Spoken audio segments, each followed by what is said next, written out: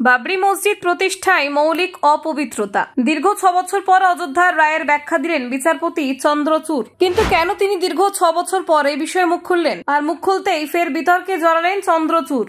অযোধ্যা রায় নিয়ে দ্বিধা নয়, সাফ সাফাই দিলেন প্রাক্তন প্রধান বিচারপতি। চোখ বুজে থাকা যায় না, বাবরি মসজিদ নিয়ে বিস্ফোরক মন্তব্য করলেন চন্দ্রচূড়। রাম মন্দির রায় ছিল সঠিক, সমালোচকদের মুখের ওপর উত্তর দিয়ে দিলেন বিচারপতি চন্দ্রচূড়। অযোধ্যা রায়ের 6 বছর পরেও তুঙ্গে বিতর্ক, কেন্দ্রবিন্দুতে DY চন্দ্রচূড়। প্রত্নতাত্ত্বিক প্রমাণ স্পষ্ট, বাবরি মসজিদের অস্তিত্ব নিয়ে প্রশ্ন তুললেন বিচারপতি চন্দ্রচূড়। বললেন, অযোধ্যা মামলার রায় ভুল নয়, ইতিহাস দিয়েছে তার সাক্ষ্য। আবার উত্তপ্ত অযোধ্যা বিতর্ক, চন্দ্রচূড়ের মন্তব্যে সরগরম রাজনৈতিক মহল। কিন্তু আবারও কেন রাম মন্দির নিয়ে বিতর্ক চড়াও হলো দেখুন। অযোধ্যা মামলার ঐতিহাসিক রায় আবারও আলোচনায় উঠে এসেছে, কারণ সেই মামলার রায়দানকারী বেঞ্চের অন্যতম সদস্য এবং প্রাক্তন প্রধান বিচারপতি DY চন্দ্রচূড় সাম্প্রতিক মন্তব্যে রায় নিয়ে নতুন করে বিতর্কের জন্ম দিয়েছেন। তার দাবি, অযোধ্যা মামলার রায়ে কোনো বিভ্রান্তির জায়গা নেই। বাবরি মসজিদের নির্মাণ নিজেই ছিল এক মৌলিক অপবিত্রতার কাজ। 2019 সালে নভেম্বরে সুপ্রিম কোর্টের 5 বিচারপতি ডিভিশন বেঞ্চ এই মামলার চূড়ান্ত রায় দেয়। বেঞ্চের নেতৃত্বে ছিলেন তৎকালীন প্রধান বিচারপতি রঞ্জন গগৈ, তার সঙ্গে ছিলেন বিচারপতি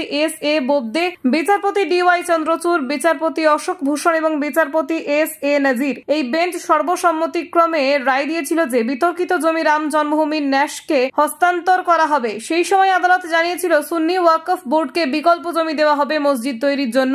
এই নির্দেশে তাদের 5 একর জমি বরাদ্দ করা হয়েছিল। একই সঙ্গে রাম জন্মভূমি ন্যাসের হাতে জমি তুলে দেওয়ার পর সেখানে রাম মন্দির নির্মাণের কাজ শুরু হয় এবং আজ সেই মন্দির ইতিমধ্যেই দাঁড়িয়ে গিয়েছে। তবে সেই রায় ঘোষণার পর থেকে বিতর্ক চলতে থাকে। সমালোচকদের একাংশের দাবি ছিল, আদালত মূলত সংখ্যাগুরু ধর্মীয় আবেগকে গুরুত্ব দিয়ে এই রায় দিয়েছে। ন্যায় বিচারের জায়গা থেকে দেখলে এই রায় পক্ষপাত দুষ্ট বলে মনে হয়, এমন কথা উঠেছিল। কিন্তু বিচারপতি চন্দ্রচূড় এই সমালোচনাকে একেবারে গুরুত্ব দিচ্ছেন না। তার বক্তব্য, বাবরি মসজিদের নির্মাণই ছিল মৌলিক অসম্মানজনক কাজ। তিনি দাবি করেছেন, এই বিষয়ে প্রত্নতাত্ত্বিক প্রমাণও রয়েছে যে ওই জায়গার আগে একটি হিন্দু উৎস ভিত্তিক কাঠামো ছিল। ইতিহাসের সেই সত্য এড়িয়ে যাওয়া সম্ভব নয়। চন্দ্রচূড়ের মতে এই বাস্তবতাকে উপেক্ষা করে বিচার করা যায় না। তিনি বলেন, বাবরি মসজিদের অস্তিত্ব কোনো পবিত্রতার প্রতীক নয়, বরং এটি ইতিহাসের প্রতি অবমাননার প্রতিফলন। সেই কারণেই রাম জন্মভূমি ন্যাসের পক্ষে রায় দেওয়া হয়েছিল। তিনি আরো স্পষ্ট করেন যে আদালত কোনো পক্ষপাত দেখায়নি, বরং ইতিহাস ও প্রত্নতাত্ত্বিক তথ্যের ভিত্তিতে এই রায় দেওয়া হয়েছিল। আদালতের লক্ষ্য ছিল ন্যায় বিচার নিশ্চিত করা, যদিও সেটি অনেকের কাছে বিতর্কিত বলে মনে হয়েছে। চন্দ্রচূড় বলেন, চোখ বুজে থাকা যায় না, ইতিহাসে যা ঘটেছে তা মানতে হবে।